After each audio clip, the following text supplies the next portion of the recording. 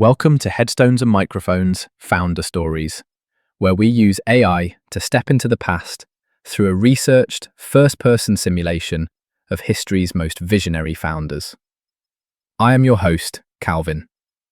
While we've added some creative storytelling, our goal is to inspire your own study of these trailblazers. Now, let's meet our guest. Today, we are talking with a man who completely revolutionized the hospitality industry. He took the concept of a local stay and scaled it into a global empire, making world travel seamless and comfortable. Please give a massive welcome to the master of hospitality himself, Mr. Conrad Hilton.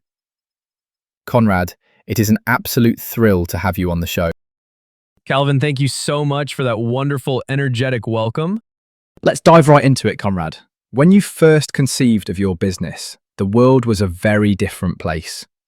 What was the exact moment you realized society was moving in a direction only you could see? And how did you convince the early skeptics? Well, Calvin, it really happened by accident. Back in 1919, I actually went to Cisco, Texas with a pocket full of money intending to buy a bank. The oil boom was happening and I wanted to be a banker. But when the seller raised the price on me at the last minute, I walked away. I went across the street to a 2-story red brick building called the Mobley Hotel, just to find a bed and plan my next move. When I walked in, the lobby was absolutely packed to the gills with oil field roughnecks. They were renting out the rooms in 8-hour blocks corresponding to their work shifts. The place was operating at 300% occupancy. That was the exact moment the lightning bolt hit me. I realized that people didn't just need a place to store their money, they needed a clean, efficient, and comfortable place to sleep. The owner was tired and wanted to get into the oil business, so I convinced him to sell me the hotel instead. Skeptics thought I was crazy to buy a glorified boarding house when I had no hotel experience, but I told them that if we maximized every inch of space and treated guests right, we had a gold mine. And we did. Leaving behind safety to build something entirely unproven is a massive gamble. What did your life look like the day you decided to go all in? And what was the core belief that gave you the courage to take that first step?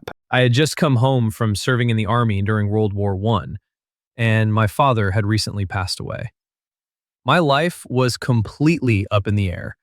I had about $5,000 of my own savings, which was a lot to gamble, but it wasn't enough to buy the Mobley on my own. I had to pitch the idea to friends and family to raise the rest of the $40,000 purchase price. What gave me the ultimate courage was a deeply rooted belief in my own vision and a commitment to hard work that my mother instilled in me. She always told me to pray and to work.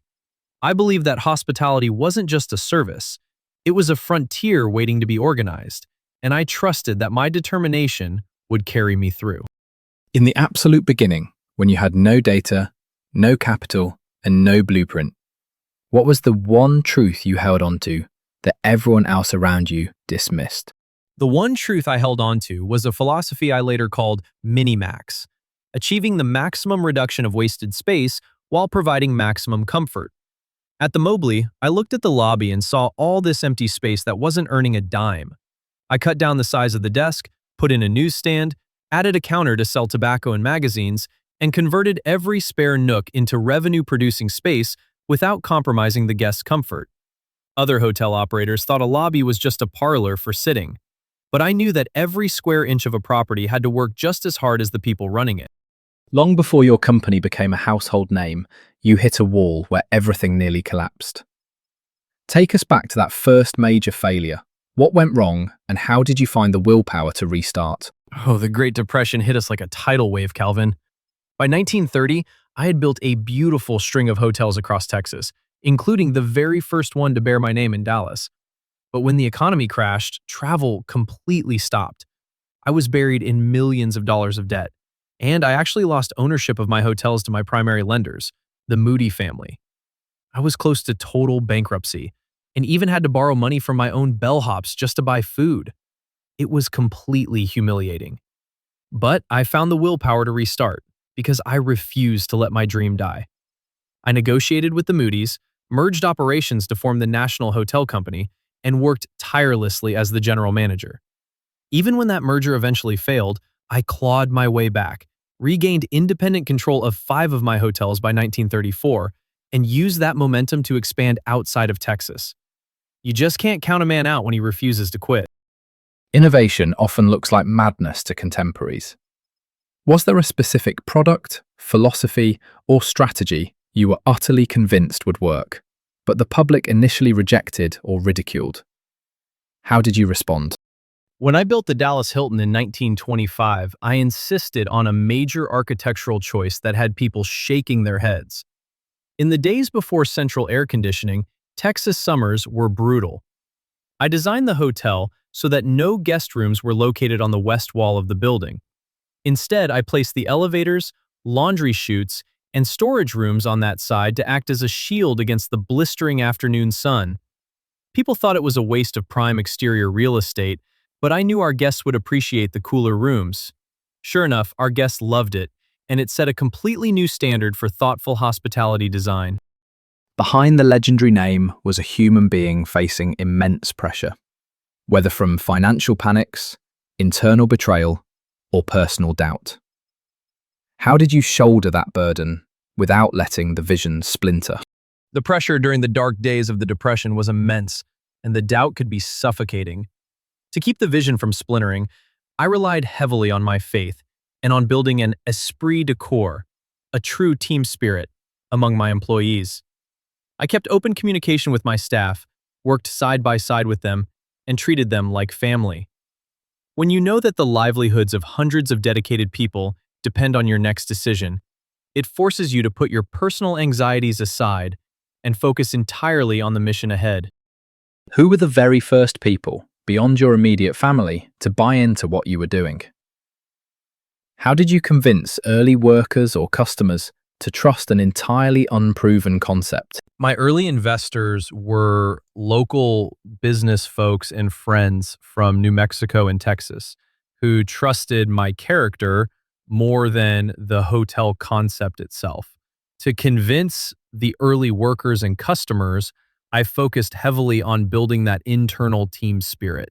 I showed the staff that we were all in this together, and we made sure every guest experienced a level of courtesy they couldn't find anywhere else. When you give people a genuinely warm welcome and an immaculate room, word spreads fast. Can you take us to the exact moment where you felt the momentum shift? What was the specific milestone, contract, or breakthrough where you realized we aren't just going to survive, we are going to change everything? The definitive shift happened in 1949 when we acquired the legendary Waldorf Astoria in New York City. For years, I carried a photograph of the Waldorf Astoria under the glass on my desk, calling it the greatest of them all. When we finally secured the management contract for that iconic property, it was the ultimate breakthrough. It proved that Hilton wasn't just a successful chain of hotels, we had officially captured the crown jewel of global hospitality. You didn't just build a company, you built a distinct culture and philosophy that outlasted you. In the early days, when it was just a handful of people in a room, how did you instill that standard of excellence or service? It all came down to practicing what I preached right there on the lobby floor. I was always visible, talking to guests and checking the rooms. I taught my team that our purpose was to fill the earth with the light and warmth of hospitality. By showing them how a simple, genuine smile could transform a traveler's entire day, that standard of excellence became second nature to everyone who wore the Hilton name. History books often flatten a person's life into a neat, polished narrative. What is the biggest misconception people have about your journey, your character, or how your company was actually built? Many people assume that because we became a massive global corporation, it was all built on cold financial metrics and aggressive corporate takeovers. The big misconception is that the money drove us. In reality, the foundation of the entire empire was built on a genuine love for people and the art of service. I always viewed the Mobley as my first love, and a great lady, because it taught me that hospitality is a deeply human business, not a corporate spreadsheet. Building an empire always requires a steep personal cost. Looking back at the entirety of your life, what was the hardest sacrifice you had to make for the sake of your vision? And was it ultimately worth it? The hardest sacrifice was undoubtedly the toll it took on my personal and family life. When you are constantly traveling, building new properties, and managing a growing empire, you simply aren't present at home as much as you should be. My marriage has suffered, and I missed out on a lot of day-to-day moments with my sons. Looking back at the full scope of my journey, it was a heavy personal price to pay. But the global impact we made and the charitable work I was able to set up through my foundation made it a legacy I am proud of.